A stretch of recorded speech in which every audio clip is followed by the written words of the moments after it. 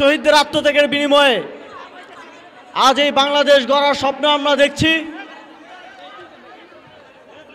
তারা রক্ত দিয়ে যে ঋণ আমাদের উপরে চাপিয়ে দিয়ে গেছেন, সেই ঋণ পরিশোধ করার জন্য আমাদের সবাইকে ঐক্যবদ্ধ থেকে একসাথে কাজ করে যেতে হবে।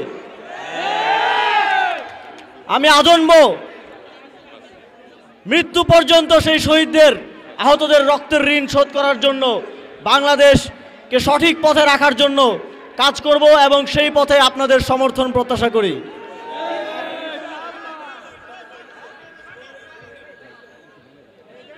যেই নতুন বাংলাদেশের কথা আমরা বলি, সেই নতুন বাংলাদেশ গড়ে তোলার জন্য আমাদের প্রত্যেকের যার যার জায়গা থেকে কিছু দায়িত্ব রয়েছে, কিছু কর্তব্য রয়েছে। আমরা যদি সবাই যার যার দায়িত্ব ঠিকভাবে পালন করি, তাহলে এই স্বপ্ন একদিন বাস্তবায়ন হবে ইনশাআল্লাহ।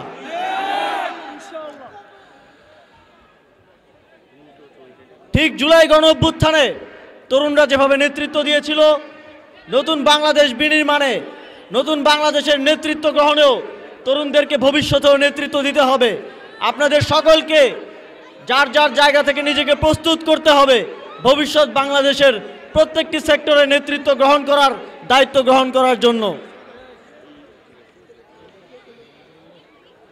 ইতিমধ্যেই রাজনৈতিক নেতৃবৃন্দ, সামাজিক নেতৃবৃন্দ এবং যাদের সাথে আমার এতদিন যোগাযোগ হচ্ছিল, তাদের মাধ্যমে অনেকগুলো দাবি আমার কাছে পৌঁছেছে।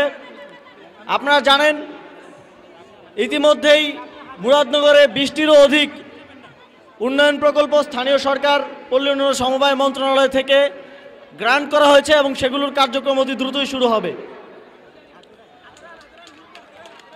এর বাইরেও সরকারে যারা আমাদের প্রতিনিধি আছেন, ইউএনও আছেন, ডিসি আছেন, তাদের মাধ্যমে আপনাদের যে কোনো প্রয়োজন, যে কোনো উন্নয়নমূলক কার্যক্রমের প্রয়োজনে আমাদেরকে জানাবেন।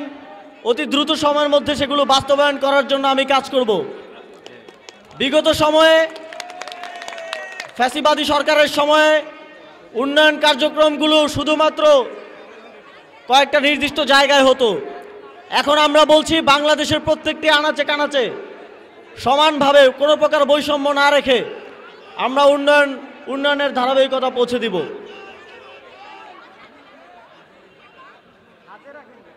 মুরাদনগরের খেলাধুলার দিক থেকে যে মিনি স্টেডিয়াম আছে, সেটার সংস্কারের কার্যক্রম ইতিমধ্যেই আমরা গ্রান্ট করেছি, খুব দ্রুতই সেটা শুরু হবে, আপনারা দেখতে পাবেন। এর বাইরেও প্রত্যেকটি শিক্ষা প্রতিষ্ঠানে, স্কুল, কলেজ, মাদ্রাসায় মন্ত্রণালয়ের পক্ষ থেকে ক্রীড়া সামগ্রী পৌঁছে দেওয়া হবে এবং মুরাদনগরের ক্রীড়াবিদদেরকে ক্রীড়াবৃত্তি প্রদানের উদ্যোগ নেওয়া হয়েছে।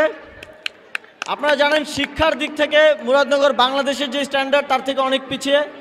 আমাদের শিক্ষার হার 48%। সেটা উন্নীতকরণের জন্য আমি শিক্ষা মন্ত্রণালয়ের সাথে কথা বলবো। এখানে শিক্ষা প্রতিষ্ঠানগুলোর যে সমস্যাগুলো আছে সেগুলো সমাধানের উদ্যোগ নেব। তবে আপনাদেরকেও আপনাদের সন্তানদেরকে স্কুলে পাঠাতে হবে। মুরাদনগরের এই শিক্ষার হার আগামী 10 বছরের মধ্যে আমরা 100% দেখতে চাই।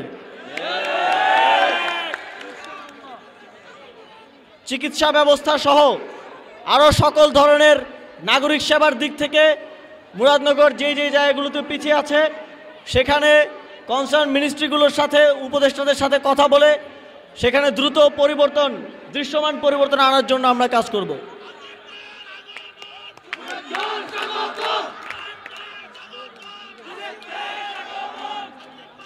সংগ্রামী বন্ধুগণ,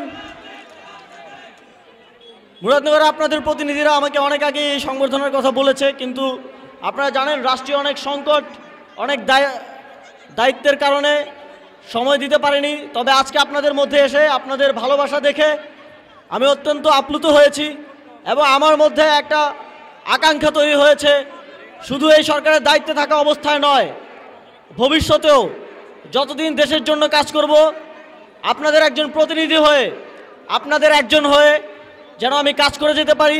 সেজন্য আপনারাও আমাকে সমর্থন করবেন এবং সহযোগিতা করবেন।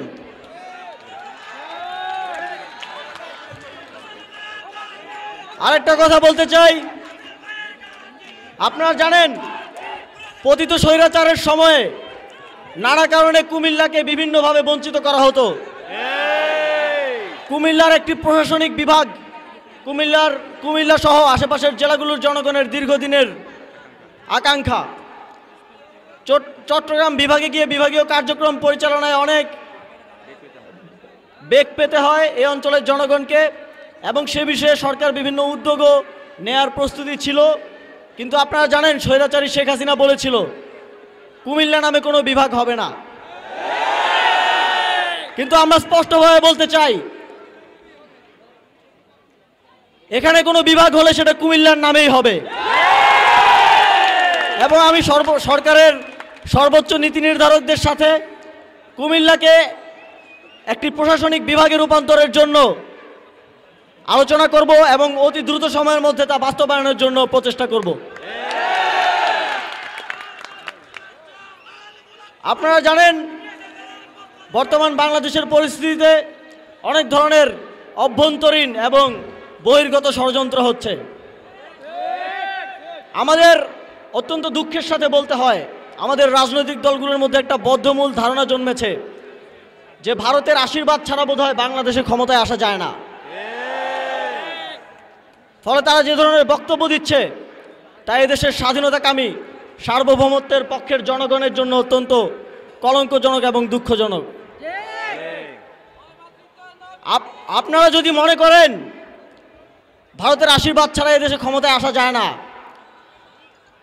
তাহলে বলতে হয় শেখ হাসিনার থেকে বেশি কারো প্রতি ভারতের বেশি আশীর্বাদ ছিল না। সেই শেখ হাসিনার কি পরিণতি বাংলাদেশের জনগণ করেছে তা খুব স্পষ্টভাবে আপনারা দেখতে পাচ্ছেন। আপনারা যদি ভবিষ্যতে সে ধরনের পরিণতির সম্মুখীন হতে না চান, বাংলাদেশের জনগণের ম্যান্ডেটকে এই ক্ষমতায় আসার একমাত্র উপায় হিসেবে অবলম্বন করুন, অন্য কোনো বহিরাগত শক্তির আশীর্বাদ নয়। বাংলাদেশের জনগণের ম্যান্ডেটই হবে যে কোনো রাজনৈতিক দল কিংবা সরকারের ক্ষমতায় আসার একমাত্র অবলম্বন।